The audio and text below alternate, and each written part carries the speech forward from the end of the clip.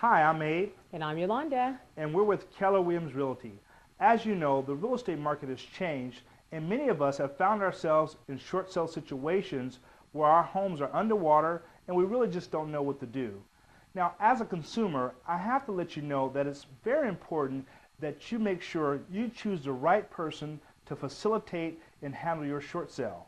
Now, Yolanda and I have put together 7 questions for you to ask your realtor, broker, or facilitator, or anyone who's going to handle your short sale. You see, the market has changed so much that a lot of realtors have designated themselves as a short sale expert or specialist. And the question I have for those realtors are, do you actually know how to close a short sale? And have you closed a short sale before? That's a very, very important question because the difference between a short sale and a traditional sale are night and day. And since the consumer, you as the consumer, you're not going to recognize any profit or gain from the sale, how will the bank actually handle that loss?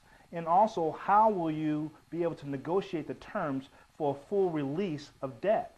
So those are really huge questions to understand. And will the bank pursue you for any deficiency judgments? You have to understand that when doing a short sale. Now, right now, I want to get into the actual 7 questions that you, the consumer, should ask the realtor when doing a short sale.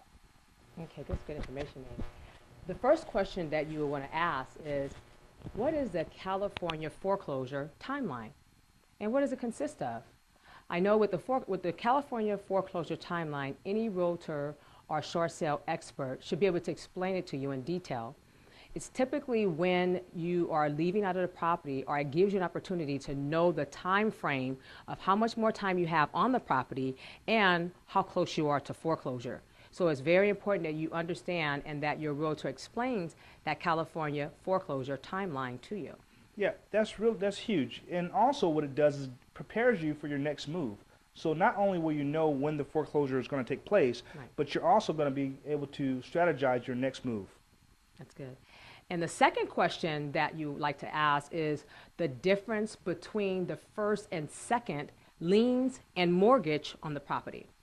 Yeah, you have to know that because typically the first is the one that controls the transaction. So you have to understand if it's a cash in or a cash out transaction. By knowing that, you can better prepare or pre-negotiate the actual short sale process. And the third question that you want to ask is the short sale package. What does it consist of? And you want to make sure that your realtor, when putting a package together, that they have all the necessary items that are needed because it can cause a problem with the bank. And you're absolutely right, Yolanda. And typically, the items you can Google. I mean, you go on Google, you can find that information. But typically, you're going to need your bank statements, pay stubs. They're going to want a hardship letter. They're going to want some other items inside. They're going to want a profit and loss to make sure that there is true hardship when doing a short sale. And the fourth question that you want to ask is the short sale process. From start to finish, your realtor or facilitator should be able to break that process down from start to finish and explain to you exactly what is needed in the short sale package as well. Yeah, you're right. With the short sale process, typically there's 3 steps or 3 stages in the short sale process, as you know. Yes. And what happens by explaining that to the seller, you're able to set up their expectations along the way. So they understand what's going to happen at 30, 60, 90-day period if it takes 90 days to do the actual short sale. So setting up that expectation and knowing the 3 steps in the actual short sale process is huge. If your realtor doesn't understand that, then you need to consider your realtor or using other sources. Your options. And the fifth question is, how do I handle the deficiency judgment? And what are the deficiency judgments? And how does the bank handle the loss? Those are the questions that you definitely want to make sure that there's clarity on.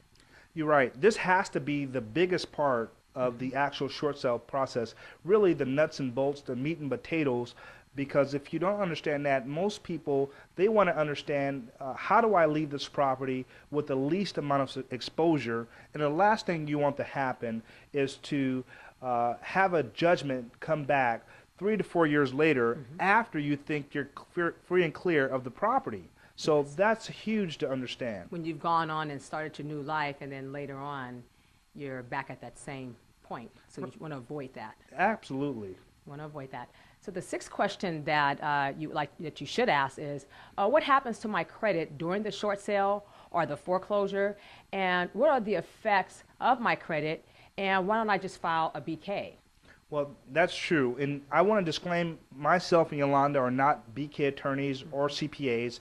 So in some situations, an individual may want to file BK, and you have to talk to your BK attorney to make sure it's right for you. But you need to know the effects of the BK, you need to know the effects of the short sale, and the effects of a foreclosure as it relates to your credit. So those are huge questions to understand. And our last question, last but not least, last question is, what are your alternatives to foreclosure? And typically there are 9 alternatives, and 3 usually apply. You're absolutely right. We only use 3, although there are 9 alternatives. We typically only use 3. So those are the 7 questions that you need to ask your realtor, broker, or facilitator of the short sale. If they cannot answer those questions, you have to seek advice elsewhere. If you have questions for Yolanda and I, we'll be more than happy to answer those questions. Just fill out the information below, send us an email, and we'll be sure to get back with you. Thank you so much. Thank you, and have a great day.